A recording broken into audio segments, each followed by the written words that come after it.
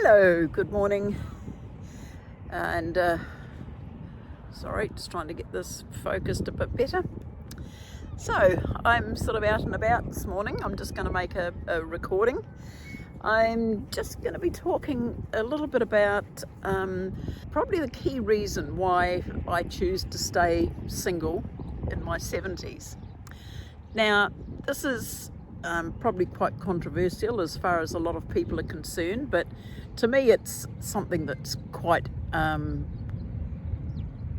important, and a lot of it is because I have been involved with several a number of men over the years, and I find that quite often one of the key factors is the financial side of things.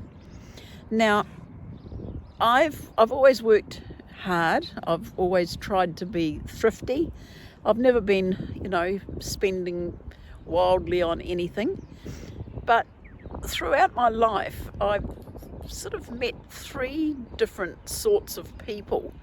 I've met, quite a few in between, but there's three particular sorts that seem to always seem to rear their heads, I'm afraid, if that's the way to say it.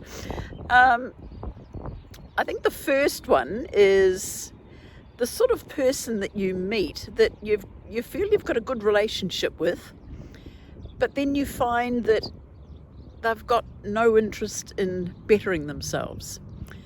And I'm going on, say, from people from a young age that are sort of starting out in their career. Now, I've found that there's so many people, and one or two in particular, that you've started out at the same stage, being young and thinking that you're going to sort of have a future together and build a future and build a family and all this sort of thing. But then, for some reason or other, you find that while you're striving, the other person's really not, and they don't really care. They're quite happy with the status quo at a younger age, and they just like to stay at that stage. Now, I wouldn't say that I've always had the thought of retirement in my mind, but I've always thought to myself that I didn't want to retire and feel that I have to worry about every penny about where it's going to come from to pay the bills. Now, I have tried extremely hard over the years to be, to keep this in mind, but without setting a target of saying this is what I'm going to retire, when I'm in my sort of 20s or 30s, thinking about getting into into mid-60s. But it's always been at the back of my mind, and I've always been conscious of it. So I found that when you meet a person who's got no desire for a period of time to really want to improve themselves, to advance in their job, to look at different ways of earning income and trying to better themselves, not just personally and mentally, but financially as well.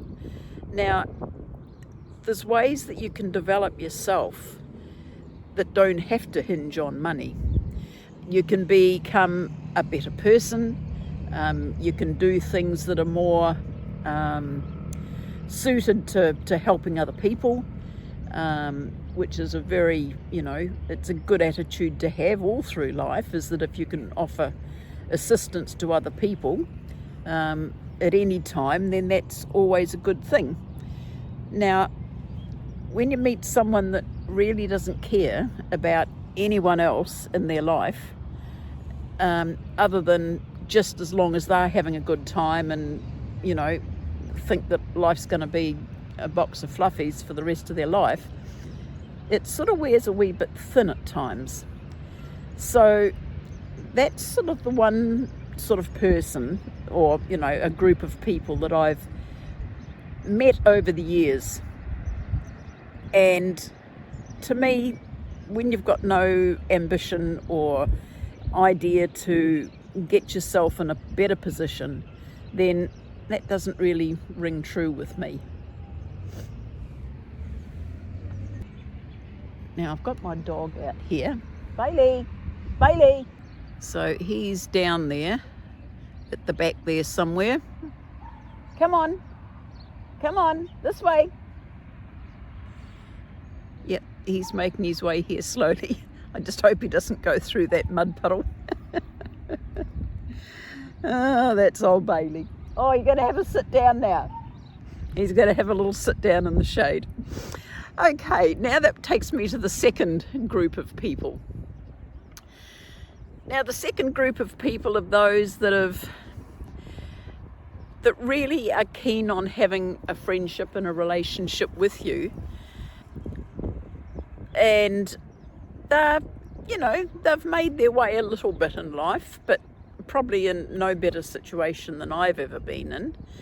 And because I guess I'm probably a bit of a generous person, I've always been happy to put my hand in my pocket and pay my share of meals and everything like that.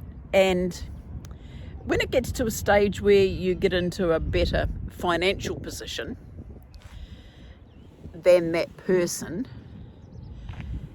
not that they're in a bad financial position, but when you're sort of earning a wee bit more money and, you are sort of got a little bit that you're managing to bank away, it becomes a bit of an annoyance whenever you go anywhere and say you sort of offer and I'll pay. Yep, okay then, and they're very, very happy for you to dig into your pocket and not dig into their own.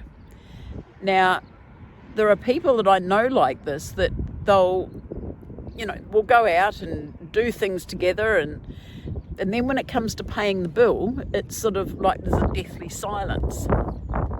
And because and I would have thought, being one who shares bills and things like that any normal person would sort of say, oh, well, it must be my turn. I think you paid last time or whatever, and then offer to pay for a meal or whatever. And it just annoys me that there's this deathly silence where the other person's happy for you just to sit there and because you get a bit embarrassed and you know yourself that you are earning a little bit more money, that you're the one that's always expected to front up. And I've had this experience, a few times, and it's something that's sort of a bit of a no-go for me. I don't mind sharing, I don't mind being a bit generous, but I don't like being the sucker that pulls out the card or the wallet or whatever every time something happens. Now, so that's that particular type of person. Now, I just see my dog, he's just come back again. Let me see if I can home. There he is, having a little sit on the ground. And we've got the Auckland Harbour Bridge there in the background, and it's looking really quite lovely. It's a nice day. We've had a little bit of a shower today, but it's not really too bad. It's quite lovely. And then there's the third sort of person. Now, there was one particular person I was in, got into a relationship with, it's sort of by accident really, but anyway, nice guy.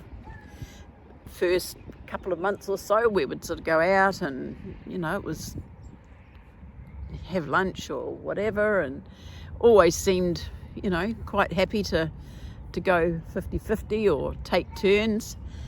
And then I realised that it was all a show, that this guy really had nothing. Everything that he did have went to his own family, brothers, sisters or whatever, and always did without himself, which I can understand that, but not when it comes to a stage where you're trying to build a relationship with somebody. You've got to realise that, there's times when you've got things and you want to go and do things that you've got as a couple or as a friendship, that sometimes you've got to stump up and pay some of that stuff yourself. But instead of that, it's like anytime money comes on the scene, it's straight away given to family. Now, one in particular, he's not married and never has been married, but he's got a stepdaughter, and everything he gives to her. He even signed over his house to her. And so every time we would go anywhere, he never ever had any money. So that was the third sort of person that, I'm being quite general here on, different people. Of course, I've met a lot of other people that don't fit into these three categories, but for some reason they just weren't going to work. But I just think, these are the three categories that seem to always find me. and for that reason, I've just decided, no, that's not the main reason, but that's one of the reasons why I've decided that it's just a good idea to stay on my own, to have what I've got, enjoy what I've got, work for what I've got, and spend what I've got. So that may be a bit selfish as far as some people are concerned, but that's the way it is. The other thing, of course, is that as you get older, and if you've been married and had kids and things like that, you've spent a lifetime of washing, cleaning, cooking, organising for other people. For yourself as well, but for other people. And there comes a time where you think, I've had enough of this.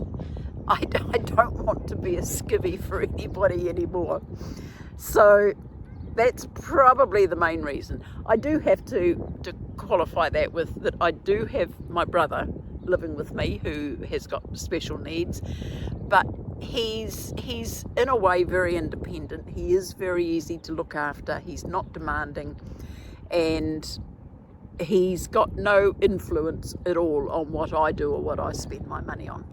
So that's family. I wouldn't say it's duty, but it's family responsibility that I've been happy to take on. But I'm not happy to take on that responsibility for another partner, just so I can be a cook and cleaner and a skivvy around the place. So at my age of 70, and let's face it, none of us are getting prettier as we get older. None of us are sort of picture postcard perfect like we were, I guess, when we were younger. And of course, neither are, men might have been handsome when they were younger, but hey, let's face it, they're not really quite the same photographic ability that they had when they were younger.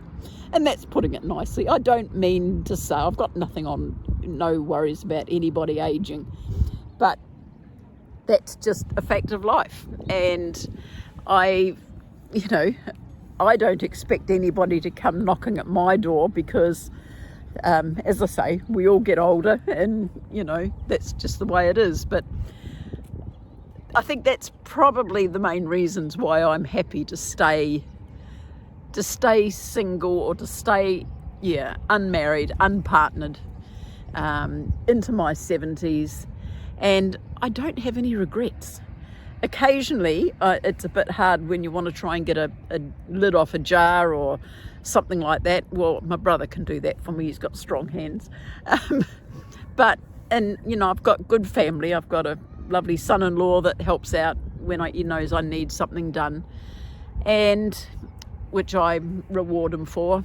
And so, I'm not quite sure how this is going to go down, but that's just my take on why I'm just happy to stay single and to stay unpartnered at my age and approaching my mid-70s. So if anyone else has got any comments, I would love to hear from you. Anyone that's found a different group of people that they've sort of steer cleared from. I do have to say I am very, very fortunate, and I will say this hand on heart, I have never ever been into a relationship where there's been abuse, physical abuse. So I can't speak for people that have been in relationships where they've been physically abused. So that's something that's beyond my understanding, and I'm not qualified to comment on it, and I don't intend to comment any further on that. So just to make sure that I'm being honest and upfront here, that's an area for me that's off the, it's off the requirements, because I've never had to experience that, and for that I am very thankful and very lucky, and hopefully that goes down to my judge of character or whatever. Anyway, that's me for now, and I'll just turn this round one more time and just have another quick look at the harbour bridge over there. It's looking quite lovely, and we'll see you all hopefully in the next video. Okay, thank you. Bye bye.